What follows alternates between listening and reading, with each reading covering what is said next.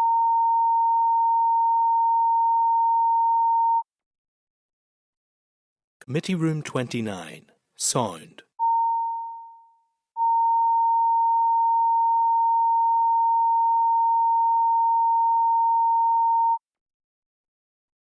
Committee Room 29, sound.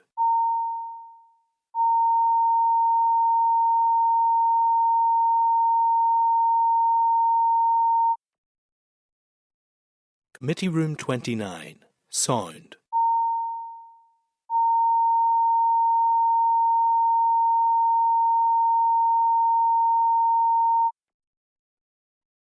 Committee Room 29, sound.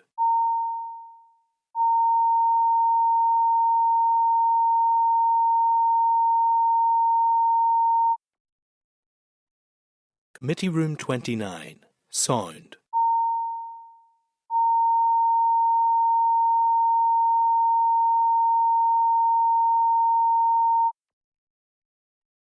Committee Room 29, sound.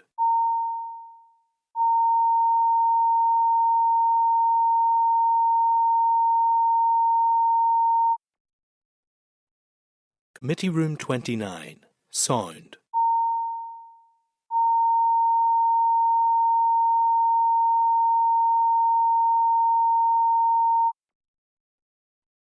Committee Room 29, sound.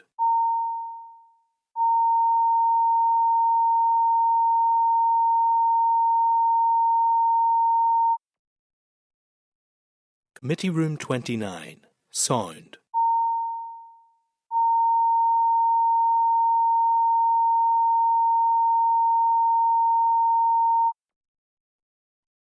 Committee Room 29, sound.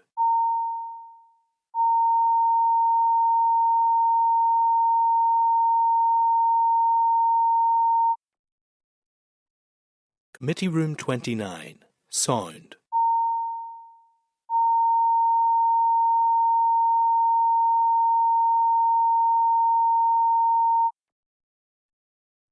Committee Room 29, sound.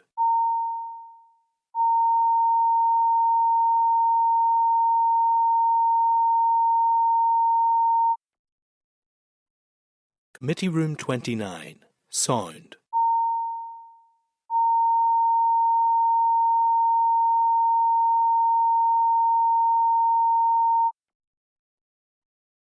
Committee Room 29, sound.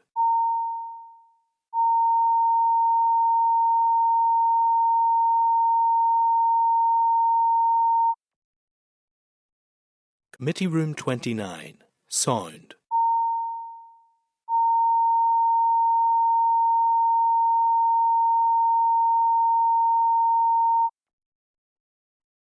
Committee Room 29, sound.